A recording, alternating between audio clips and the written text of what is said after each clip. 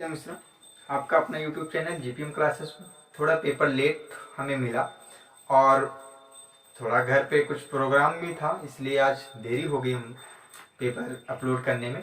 लेकिन जो आपको आंसर दिया जाएगा बिल्कुल सटीक आंसर दिया जाएगा, इसमें कोई भी वो नहीं है। जो भी आंसर आपको बताया जाएगा वो बिल्कुल 100% श्योर सही है। तो आप लोग एक बार पुनः मिला लीजिएगा, कहीं तो गलत तो नहीं हुआ है हमारा, तो आप लोग मिलाइएगा। जैसा कि पहला क्वेश्चन जो हमारे पास पेपर मिला है वो है कि 31 से मैथ का है हमारे में। तो आप लोग देखिएगा कि इसमें कहा है निम्नलिखित क्रियाकलापों में से किससे विद्यार्थियों में त्रिविम विवेचना विकसित होने की सर्वाधिक संभावना है। तो इसमें सबसे पहले हमारा जो ऑप्शन होगा, आंकड़ों को निरूपित करने के लिए दंड आलेख खींचना। ठीक है, जो भी आपका होगा आप अपना ऑप्शन अपने हिसाब से आप लगा लीजिएगा, लेकिन आंसर जो है आपका यही है, आंकड़ों के निरूपित करने के लिए दंड आलेख खींचना। दूसरा जो इसमें क्वेश्चन है, बच्चों को भिन्न कोई संकल्पना पढ़ने के लिए निम्नलिखित में से क्या अत्यंत उपयुक्त है। तो सबसे पहले हमारा जो होगा क्या है, क्रिजनेयर छड़ें जो भिन्न को सरल रूप बनाती हैं। तो तीसरा जो हमारा है, गणित की प्रकृति के विषय में निम्नलिखित में से कौन सा कथन सत्य नहीं है। तो हमारा जो सत्य नहीं है वो है गणित संकल्पनाओं की प्रकृति श्रेणीबद्ध। ठीक है, क्या है कि गणितीय संकल्पनाओं की प्रकृति श्रेणीबद्ध है, तो यही हमारा जो है गलत है। तो और हम देखते हैं 34 हमारा क्या है। 34 है कि शुद्ध कथन को पहचानिए। तो शुद्ध कथन इसमें है हमारा कि किसी आकृति का आकार उसके परिमाप का निर्धारण करता है, बिल्कुल सही है। तो निम्नलिखित कथनों में से किसमें संख्या 3 का प्रयोग क्रम सूचक भाव में हुआ है। तो देखिए क्रम सूचक मतलब देखिएगा जो हमारा 35 है, क्रम सूचक मतलब देखिएगा उसमें लिखा होगा क्या, मैं इस इमारत की तीसरी मंजिल पर रहता हूं। ये ऑप्शन हमारा बिल्कुल राइट है।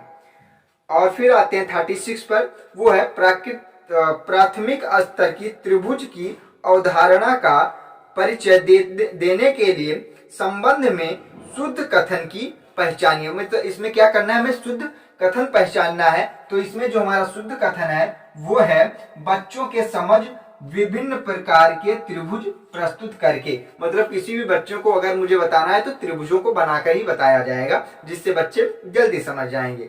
चलिए फिर हम देखते हैं, हमारा है 37 कि गणितीय पाठ्यक्रम में संबंध में शुद्ध कथन को पहचानिए।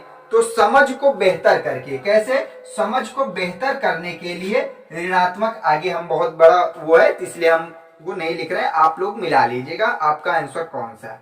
ये आपका ऑप्शन सही है। फिर 38 नंबर आता है, यहां से आपका डेरिवेटिव है, बहुत ही आसान क्वेश्चन आया था, ज्यादा उसमें दिक्कत नहीं है कि 5 क्रमागत संख्याओं का योग 20 है, तो प्रथम 3 क्रमागत संख्याओं का योग क्या होगा। तो भाई तो क्या होगा, 9 होगा। क्यों, ऐसे भी ध्यान देना कि पहला क्रमागत बोल रहा है तो 3 2 3 4 दोनों को ऐड कर लोगे तो तुम्हारा 9 ही आता है। तो आगे, विभिन्न विभाजन के प्रश्न में भाजक का भागफल का 5 गुना है और शेषफल का दुगना है। यदि शेषफल 5 है तो संख्या क्या होगा। भाई शेषफल अगर 5 गुना है तो 5 दूनी 10, 10 दूनी 20, 20 5 25, हमारा 39 का जो आंसर होगा वो कितना होगा, 25। अब आगे हम लोग देखते हैं 40वां जो आंसर है भाई, उसमें यह कह रहा है कि निम्नलिखित में से विभिन्नों की सबसे बड़ी और दूसरी सबसे बड़ी भिन्न क्या होगा। भाई ये मैंने बताया भी था कि जिसका क्या हो बड़ा हो, ऊपर से नीचे वाला बड़ा होगा तो वही हमेशा क्या होता है, भिन्न हमेशा क्या होगा, बड़ा होगा। देखना इसका भी क्या है, ये छोटा है और ये बड़ा है, तो हमेशा बड़ा ही आता है, ध्यान दीजिएगा। हमारा हमने भी इसका बता रखा है, 40 का क्या हो जाएगा, 5/6 और 3/4 हमारा करेक्ट आंसर है। फिर 41 देखते हैं, एक वर्ग के रूप में तार को 144 सेंटीमीटर वर्ग का क्षेत्रफल घेरती है, तो इसी तार को एक आयत के रूप में मोड़कर जिसकी लंबाई कितना है, 16 है, तो इसका घेरा जाएगा। इसका सीधे सीधे हम लोग निकालेंगे, बाद में आपको डेरिवेटिव सॉल्व करके आपको दे देंगे, लेकिन आंसर जो हो इसका क्या होगा 128 सेंटीमीटर वर्ग। फिर हमारा आता है 32।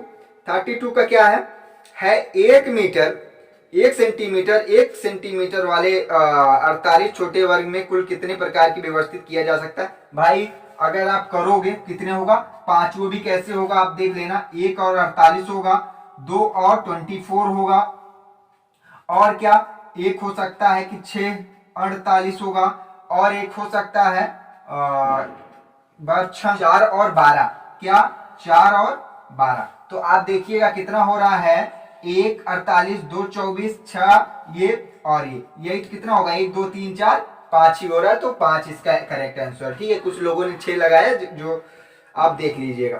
ठीक है, वो वहां पे 5 ही होगा आपका आंसर। ठीक है, फिर उसके बाद है विद्यालय की सभा में एक कक्षा में विद्यार्थियों की पंक्ति में खड़े हैं तो उनके सिरों में 19 है। भाई इसका सबसे अच्छा आंसर है 19 दूनी 38, 38 में एक कम कर दो भाई 37 हमारा करेक्ट आंसर। ठीक है, तो हमारा 37। और लिखा और क्या है 44, अस्मिता विद्यालय की कोठी में इतना 8:30 से 15 मिनट पहले पहुंच जाती है। भाई इसको सॉल्व नहीं करेंगे, ठीक है, सॉल्व करके आपको बाद बताएंगे। इसका जो करेक्ट आंसर है वो क्या है 8:05 पे वो पहुंचेंगे। चलिए फिर आगे हम लोग देखते हैं। आगे हमारा कौन सा है 46वां, क्यों 45वां, सॉरी 45वां। 45 है कि विभिन्न स्टेशनरी की वस्तुओं की दरें नीचे दी गई हैं, तो उसमें जो हमारा आंसर है तो वो विभिन्न प्रकार के उसमें क्रय मूल्य आपको दे रखा है, उसी में आपको क्या करना था ऐड करना था। उसका टोटल जो आ रहा है वो कितना आ रहा है 100.50 हो रहा है। ठीक है, आप लोग उसको ऐड कर लीजिएगा, ऐड करके आपने देखा होगा आंसर सीधे ही आ रहा है। फिर है 46 जो हमारा आंसर आ रहा है कि एक संख्या में 100 से आधे से अधिक, यह 6 दहाई से अधिक 8 दहाई से कम, इससे अंकों का योग 9 है, इसकी दहाई का अंक इकाई के 2 गुना है, तो उसकी संख्या जो होगी वो यही होगा। ठीक है, इसका 2 गुना भी है, आप ध्यान दीजिएगा। 3 2 जा 6 आप वैसे भी पकड़ सकते हैं। चलिए नेक्स्ट फिर है आपका 47वां। 47 है कि बहुत पढ़ना पड़ेगा 47 में, एक बार हम पढ़ के देते हैं। एक 5 अंकों वाली संख्या में 7वें स्थान का अंक 10,000वें स्थान के अंक का 3/4 है और 10वें स्थान का अंक 7वें स्थान का 2/3 है, तो 10वें स्थान का अंक सबसे छोटी अभाज्य का वर्ग है और 1000वें स्थान का अंक वाली सबसे बड़ी अभाज्य संख्या है। भाई यही तो है कि इसके 1000 के बगल वाला जो अभाज्य संख्या सबसे बड़ा अभाज्य संख्या है 7, तो यही हमारा हो जाएगा क्या 47। तो आंसर मिला लीजिएगा। एक रेलगाड़ी पटना से 30 मई 2020 को चलती है और 23:40 घंटे पर 20, इसको आप जोड़ लीजिए 24 होने में, और 15 वहां पे आप जोड़ देंगे तो 35 और 5 उसको ऐड कर देंगे तो टोटल हमारा कितना हो जाएगा 24, 24 में 5 ये और 35 वो, मतलब 29 घंटे 35 मिनट आपको लगेगा। फिर सॉल्व नहीं करवा रहा हूं, बस केवल आपको आंसर दे रहा हूं क्योंकि बहुत वर्क भी है अभी। तो आपको फिर 49 आपका है कि 16 लीटर धारिता वाली एक बाल्टी को पूर्ता, तो भाई 16 मीटर वो दे रखा है, तो आप इसको ऐसे भी देखो कितना आ रहा है 320 आ रहा है। ठीक है, 320 आ रहा है, तो इसको आप देखो ऐसे भी निकाल सकते हो भाई, कितना इंटू कर दो तो 3 दूनी ये आ गया। ठीक है, आपको ऐसे लगा लेना चाहिए था। चलिए ठीक है, अगर आप लगाएं तो ठीक है, आंसर आपका आ रहा है तो अच्छी बात है। चलिए 50वां हम लोग देखते हैं। 17,853 पाने वाले जो नंबर दिया गया है उनको आप क्या करो सबको ऐड कर लो, जितना ऐड कर लोगे और उतना माइनस कर दोगे तो आपका आंसर आ गया होगा कितना 7041 आपका करेक्ट आंसर है। ठीक है, आइए 10 क्वेश्चन अभी और बचा हुआ है, हम उसको जल्दी से करते हैं।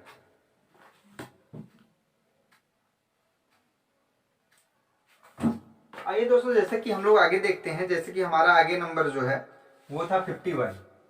तो 51 का जो क्वेश्चन है हमारे पास, थोड़ा सा वहां पे एक क्वेश्चन डाउट में था। डाउट में क्या, इसका ठीक से इसमें फिगर नहीं दिख रहा है दोस्तों, इसलिए मैंने इसका आंसर नहीं लिखा क्योंकि उसमें बहुत धुंधला था, वो मैं पढ़ नहीं पा रहा हूँ। ठीक है, तो इसलिए मैंने इसका आंसर नहीं दिया है, और मैं इसको देखो मैं बाद में फिर से कभी क्लास लेते हुए मैं उसको देख लूंगा, लेकिन ये क्वेश्चन थोड़ा सा दिख नहीं रहा है, इस वजह से हमने नहीं बताया है, क्योंकि गलत बताना सही बात नहीं है। तो आई तो 51 जो है उसमें यह कहा जा रहा है कि निम्नलिखित तालिका मरिया और शहनाज द्वारा 100 में से प्राप्तांक 5 विषयों का अंक दर्शाया गया है। तो इसमें पूछा गया कौन सा कथन सही है। तो मरिया और शहनाज के कुल प्राप्तांक अंक समान है, यही हमारा करेक्ट आंसर है। ठीक है, मरिया और शहनाज के कुल अंक समान है। ठीक है, आप चेक करिएगा, दोनों को ऐड कर लेंगे तो समान दिखेगा बिल्कुल। चलिए 52, तो एक टैक्सी का मीटर पहले 2 किलोमीटर यात्रा करने के लिए कितना 50 रुपए लगता है। तो और उसके बाद प्रति किलोमीटर की यात्रा में 16 रुपए का भाड़ा दिखाई देता है। तो मंजू के अपने घर से रेलवे स्टेशन तक पहुंचने में 258 रुपए किराया दिया। उसके बाद रेलवे स्टेशन की दूरी कितनी थी, तो 15 किलोमीटर था। ठीक है, क्योंकि टोटल 13 में 2 आप पहले से और 2 15 हो जाएगा। ठीक है, ये 15 हो जाएगा। चलिए आगे मैं सॉल्व करके कभी मैं बताऊंगा आप लोगों को अच्छे से, अभी बस केवल जल्दी से आप आंसर को मिला लीजिए। गणित के कक्षाओं में अध्यापक ने निम्नलिखित कुछ प्रश्न प्रस्तुत किए हैं। जैसा पहला क्या है कि इसमें जो आपका आंसर है कि गणित के गणित के कक्ष में अध्यापक ने निम्नलिखित कुछ प्रश्न प्रस्तुत किए हैं। तो इसमें जो हमारा आंसर है वो है ए व सिरे के प्रश्न और सी व डी सिरे के कुल वाले प्रश्न क्या हैं, समान है। क्योंकि उनका क्या कह रहा है, दोनों ऊपर समान है, एक एक है, बाकी उसमें क्या है डिफरेंस कई आ सकते हैं। तो इसलिए इसका जो होगा ए और बी जो समान है और सी और डी ये आपस में हुए हैं। ठीक है, तो आगे तो गणित के शिक्षण अधिगत संदर्भ में निम्नलिखित में से कौन सी प्रक्रिया वांछनीय है। गणित के शिक्षण अधिनियम होना चाहिए के संदर्भ में निम्नलिखित में से कौन सा प्रक्रिया अवांछनीय है। थोड़ा सा कम धुंधला है, ठीक है, इसलिए दिखाई नहीं दे रहा है। कहीं भाई हो सकता है भाई साहब ने कहीं खींच के भेज दिया हो। तो यहाँ से जो हमारा आंसर इसका होगा ये होगा कि संकल्पनाओं की अंतर्दर्शी समझ को प्रोत्साहित करना चाहिए, यही हमारा आंसर है। तो आइए मैं आगे